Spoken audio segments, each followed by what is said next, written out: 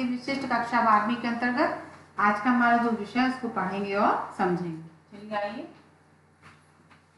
बेटा, आप जैसे इसमें देख रहे हैं ये है शिव मंगल सिंह सुमन। आज हम इनके जीवन परिचय और इनके पद्यांशों के बारे में पढ़ेंगे और समझेंगे। शिव मंगल सिंह सुमन, इनका जीवन परिचय। सुमन जी छायावादी के अंतिम चरण में काव्य क्षेत्र में आए और प्रारंभ में प्रेम गीत लिखते रहे। प्रकृति के विशाल क्षेत्र से उठती मानवता की कराहट सुनकर राष्ट्रीय आंदोलन से प्रभावित हुए और इनके मन में भी क्रांति की ज्वाला दधक उठी। शिव मंगल सिंह सुमन का जन्म उन्नाव उत्तर प्रदेश के जगपुर नामक ग्राम में 1915 ईस्वी में हुआ। सुमन बाल्यावस्था में ही ग्वालियर चले गए और उनकी शिक्षा संपन्न हुई। ग्वालियर के विक्टोरिया कॉलेज से बीए किया और 1940 में एमए और डीलिट की उपाधि काशी हिंदू विश्वविद्यालय से प्राप्त की। उनकी नियुक्ति नेपाल स्थित दूतावास सांस्कृतिक सहायक के रूप में हो गई और 1961 में माधव कॉलेज उज्जैन के प्राचार्य नियुक्त हुए और कुछ वर्षों के बाद उन्होंने विक्रम विश्वविद्यालय उज्जैन में उप कुलपति के रूप में कार्यभार संभाला। उनको भारत सरकार द्वारा पद्मश्री की उपाधि से विभूषित किया गया। उप कुलपति के पद से अवकाश लेकर साहित्य सेवा में रत हुए और 2002 में उनका क्या हो गया, निधन। चलिए साहित्य सेवा। सुमन जी की कविता सामाजिक जीवन राष्ट्र चेतना से जुड़ी है। इन्होंने प्रारंभ में प्रेम भाव पर आधारित अनेक गीत लिखे। स्वाधीनता आंदोलन, शोषित वर्ग की पीड़ा ने इनके काव्य जन की दिशा बदल दी। सुमन जी प्रगतिवादी काव्य धारा के प्रमुख कवि। कौन सी धारा के? प्रगतिवादी। ठीक है। अपने काव्य के माध्यम से सुमन जी ने पूंजीवादी व्यवस्था पर प्रबल प्रभाव किया और पीड़ित मानवता को वाणी दी। साम्यवाद के साथ ही गांधीवाद में भी इनकी अटूट निष्ठा रही है। इनकी कविताओं में जागरण निर्माण का संदेश है। रचनाएं। सुमन जी की रचनाएं अब लिखित हैं। हिल्लोल या सुमन जी के प्रेम गीतों का काव्य संग्रह है। दूसरा आंखें भरी नहीं में मिलन की आकांक्षा, सौंदर्य तथा प्रेम का मनोहारी भाव चित्रण है। तीसरा है जीवन के गान यानी प्रलय सृजन, है ना। विश्वास ही बढ़ता गया। सुमन जी की क्रांतिकारी क्या है, भावनाओं से भरे हुए रचना संग्रह। दूसरा विंध्य हिमालय, इसमें सुमन जी की देश प्रेम और राष्ट्रीय भावनाओं वाली कविताएं संग्रहित हैं। माटी की बारात, इसमें इनको साहित्य अकादमी द्वारा क्या मिला, पुरस्कृत किया गया है।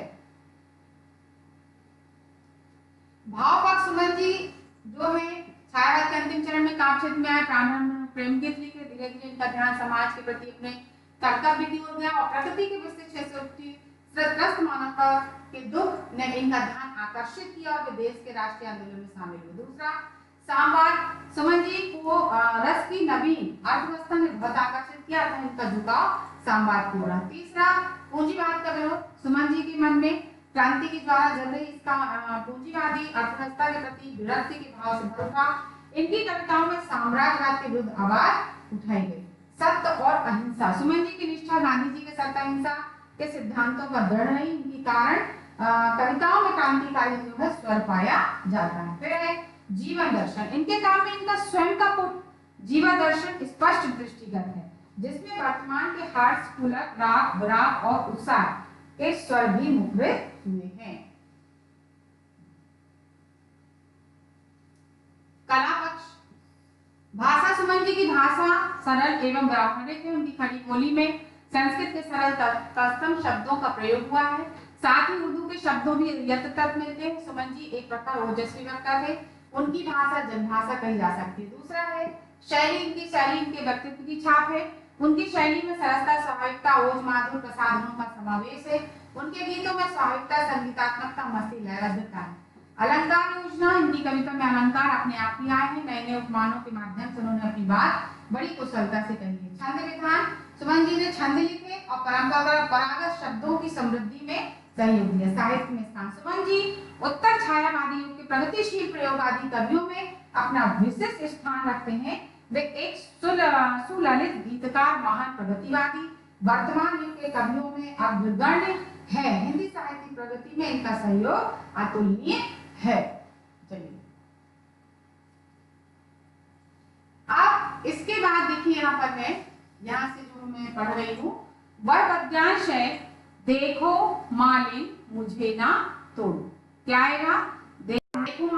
मुझे ना तोड़ो, ये शिव मंगल सिंह सुमन द्वारा रचित है। थोड़ा सा कविता का भाव समझ लेते हैं।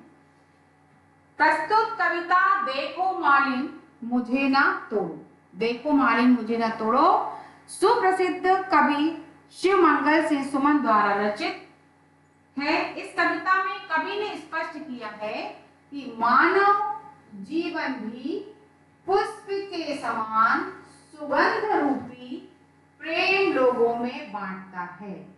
कवि आशावादी है। यहाँ कवि क्या है? आशावादी है। इस प्रकार से संकलित कविता में वे जीवन और फूल को एक समान अनुभव करते हैं। जीवन और फूल को एक समान अनुभव करते हैं। जीवन जो है एक फूल के समान, किसके समान है जीवन? एक फूल के समान, जो कैसा है? सौंदर्य और सुगंध को बिखेरता है। फूल किसको बिखेरता है? सौंदर्य को और सुगंध को बिखेरता है।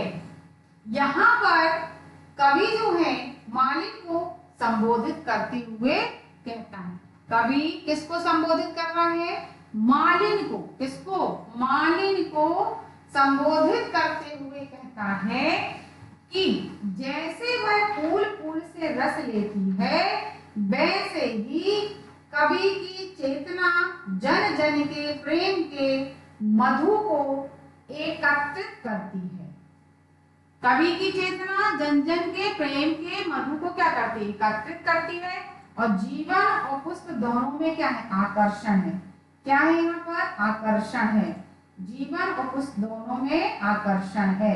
ठीक है ना? और आकर्षण है और क्या है? और आकर्षण के साथ साथ एक दूसरे जाएगा तो दोनों धूल में क्या हो जाएंगे? यदि मान लो दोनों का आकर्षण खत्म हो जाएगा, दोनों क्या हो जाएंगे? एक दिन धूल में मिल जाएंगे। ठीक है ना? कवि की चेतना जो है प्रिया बनकर जीवन को प्रसन्नता देती है। कवि की जो चेतना है वो प्रिया बनकर जीवन को क्या देती है? प्रसन्नता देती है। और कवि जो है जीवन में विपन्नता भी लाती है। कवि का जो है कवि जीवन में देखो जो चेतना है वो प्रिया बनकर जीवन को प्रसन्नता देती है और कवि जीवन में विपन्नता भी लाती है। कवि का स्वर कैसा है यहाँ पर? आशावादी। इसलिए वह जीवन के आनंद को शाश्वत बनाने की कामना करता है। तो इस प्रकार से जो इसका जो भाव सार है वह यह है कि देखो मालिन मुझे ना तोड़ो। यहाँ पर जीवन एक फूल के समान है और जीवन जो एक फूल के समान है, सुंदर सुगंध को बिखेरता है।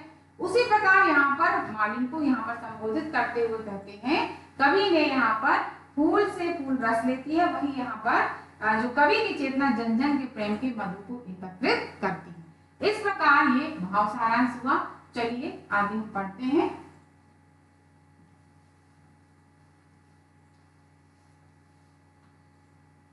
सबसे पहला है यहाँ पर हम तुम बहुत पुराने साथी। हम तुम बहुत पुराने साथी जगती के मधुबन में। हम तुम बहुत पुराने साथी जगती के मधुबन में। दोनों तन मन से कोमल है, दोनों तन मन से कोमल है, फूल रहे ग्रह वन में। दोनों तन मन से कोमल है, फूल रहे ग्रह वन में। हम उपवन का तुम जनमन का मधु कण कर जोड़ो। देखो मालिन मुझे ना तोड़ो। देखो मालिन मुझे ना तोड़ो।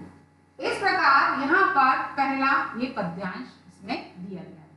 हम तुम बहुत पुराने साथी जगती के मधुवन में, दोनों तन मन से कोमल है, फूल रहे ग्रह वन में।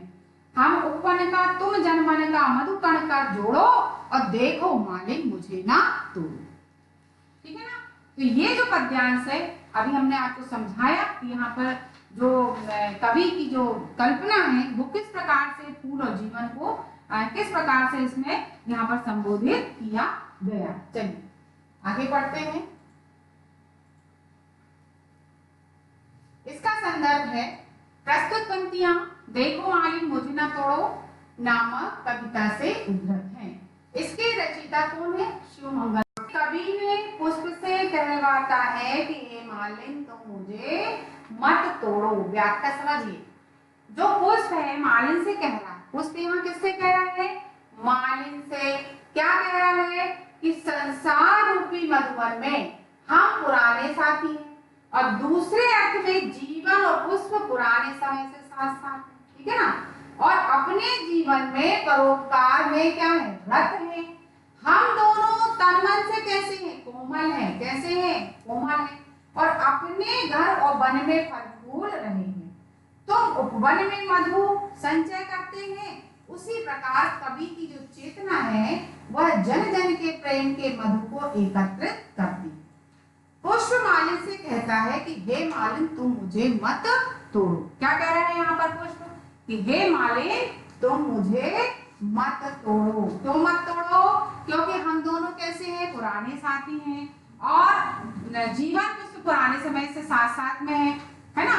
तो इस प्रकार से हम दोनों तन मन से कैसे हैं? कोमल हैं। हम अपने घर में वन में फूल रहे हैं, ठीक है ना। तो इस प्रकार से हे मालिन मुझे मत तोड़ो, हे मालिन मुझे मत तोड़ो। काव्य सौंदर्य भाषा में यहाँ सरलता, प्रवाह पाठक की अनुभूति के अनुकूल है। दूसरा पुष्प का यहाँ पर मानवीकरण किया गया है। तीसरा कवि की शैली में सरसता एवं स्वाभाविकता है। चलिए दूसरा पढ़ेंगे हम तुम दोनों में यौवन है, दोनों में आकर्षण, दोनों कल मुरझा जाएंगे, कर क्षण भर मधु वर्षण। आओ क्षण भर हंस खिलमिल में, कल की कल पर छोड़ो, और देखो मालिन मुझे ना तोड़ो। हम तुम दोनों में यौवन है, दोनों में आकर्षण, और दोनों कल मुरझा जाएंगे, कर क्षण भर मधु वर्षण। आओ क्षण भर हंस खिलमिल ले, कल की कल पर छोड़ो, और देखो मालिन मुझे ना तोड़ो। यहाँ पर ये आपका अभ्यास यहाँ पर दिया गया। चलिए इसको पढ़ते समझते। जैसा कि मैंने कहा संदर्भ यहाँ पर पूर्व है, प्रसंग समझिए। इन पंक्तियों में कवि ने क्या बताया है? कि संसार में जीवन और पुष्प दोनों में जीवन, जीवन और पुष्प दोनों में जीवन। व्याख्या समझिए, कवि क्या कह रहा है? देखो कि जीवन और पुष्प दोनों में यौवन, जीवन और पुष्प दोनों में क्या है? यौवन है। और दोनों में क्या है? आकर्षण है। दोनों में क्या है? आकर्षण है ना। जीवन और पुष्प दोनों में यौवन है। फूल खिलते हैं, बहुत सुंदर लगते हैं, है ना। तो यौवन है, तो आकर्षण है दोनों में। एक दिन भी अपना प्रेम और मधु दान कर मुरझा जाएंगे, इसलिए आओ क्षण भर हंस खेल कर अपना जीवन सुख पूर्वक व्यतीत कर लें। और कल की तो कल पर छोड़ो, कल देखी जाएगी जो होगा, अर्थात भविष्य का तो कोई पता ही नहीं है कि क्या होगा। किसी को नहीं मालूम रहता कि कल क्या होने वाला है या कल क्या होगा। अतः वर्तमान को खुशी से जी लेना चाहिए। यहाँ ये संदेश है कि हमें अपने वर्तमान में जो मिल रहा है उससे संतुष्ट रहना चाहिए, और जो खुशियां हैं आज हमारे सामने उनको जी लेना चाहिए। ये ऐसा संदेश है कि वर्तमान को खुशी से जी लेना चाहिए। इस प्रकार से यहाँ कवि बता रहा है कि दोनों जीवन पुष्प के विषय में, कि दोनों में यौवन है, आकर्षण है ना। और एक दिन में अपना प्रेम दान कर मुरझाएंगे, इसलिए हमें क्षण भर के लिए हंस खेलना चाहिए। यानी जो जीवन आपको मिला है, जो समय आपको मिला है, उसमें आपको खुशियां बटोर लेना चाहिए। काव्य सौंदर्य देखिए, जीवन और पुष्प का यहाँ पर मानवीकरण हुआ है, और कवि ने वर्तमान को यहाँ पर महत्वपूर्ण बताया। चलिए, जब जब मुझे तोड़ने आता मैं हंस हंस रो देता, जब तुम मुझ पर हाथ उठाती मैं सुध बुध को देता, हृदय तुम्हारा साही मेरा इसको यूं न मरोड़ो, देखो मालिक मुझे ना तोड़ो। जब जब मुझे तोड़ने आता मैं हंस हंस रो देता, जब तुम मुझ पर हाथ उठाती मैं सुधि बुधि को देता, हृदय तुम्हारा साथी मेरा इसको यूं न मरोड़ो, और देखो मालिक मुझे ना तोड़ो। चलिए अर्थ को समझते हैं। जैसे कि मैंने कहा संदर्भ पूर्वक, इन पंक्तियों में फूल ने मालिन से कहा कि जब कोई मुझे तोड़ने आता है तो मैं सुध बुध क्या हो जाती, खो बैठता हूँ, मैं सुध बुध खो बैठता हूँ। मुझे क्या होते तोड़ने आते तो मैं हंसता तो हूँ परंतु रो देता हूँ। और हे मालिन, जब तुम मुझे तोड़ने के लिए हाथ उठाती हो तो मैं अपनी सुध-बुध खो देता हूँ। जीवन की तरह ही पुष्प का हृदय कोमल है, वह कामना करते है उसे मरोड़ कर नष्ट मत करो, और हे मालिन मुझे ना तोड़ो। यहाँ पर काव्य सौंदर्य है, भाषा में सहजता और सरलता है, पुष्प का यहाँ पर मानवीकरण किया गया। चलिए यहाँ देखिए अति लघुत्तम प्रश्न है, जगती के मधुबन में पुराने साथी कौन कौन है? जगती के मधुबन में पुराने साथी जीवन और पुष्प हैं। ठीक है, फिर है फूल और मालिन दोनों कम मुरझा जाएंगे। तो संसार में समय के साथ ही सभी चीजें नष्ट होती हैं। फूल और मालिन दोनों मधु वर्षण करके कल भविष्य में मुरझा जाएंगे। ये प्रश्न आते हैं, इसलिए आप उनको बहुत अच्छे से याद करते जाइएगा। फिर है लघुत्तम प्रश्न, हृदय तुम्हारा सही कोमल, इसको मरोड़ पंक्ति का आशय यह है। देखिए उत्तर, फूल मालिन से कहता है कि मेरे हृदय तुम्हारे हृदय के समान कोमल है, इसको यो मरोड़ कर मत तोड़ो। भावना के समक्ष फूल मालिन एक जैसी परिस्थिति को अनुभव करते हैं। संसार में जीवन फूल दोनों ही परोपकारी, जिस प्रकार जीवन अपना प्रेम दूसरों में बांटता उस प्रकार पुष्प अपनी सुगंध दूसरों को लुटाता है। और कोमल हृदय में कोमल परोपकारी भावना छिपी हुई है। फूल मालिन से ना तोड़ने की प्रार्थना क्यों कर रहा है? फूल संसार में और जिंदा रहकर अपना मधुर सुगंध संसार को अर्पण करना चाहता है। फूल हमेशा प्रसन्न रहता है, लोगों में प्रसन्नता बांटता है। वह जानता है कि उसका जीवन कभी भी समाप्त हो जाएगा, पर मालिन से वो यही अनुरोध करता है कि वह इसे ना तोड़े। वह संसार का और अधिक उपकार कर सकेगा।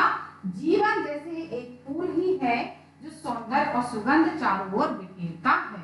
इस प्रकार बच्चों मैंने आपको यहाँ पर आपका ये जो पद्यांश है पढ़ाया, समझाया, इसके प्रश्नोत्तर, और आप बच्चों परीक्षा की अच्छी तैयारी करते जाइए। धन्यवाद बच्चों।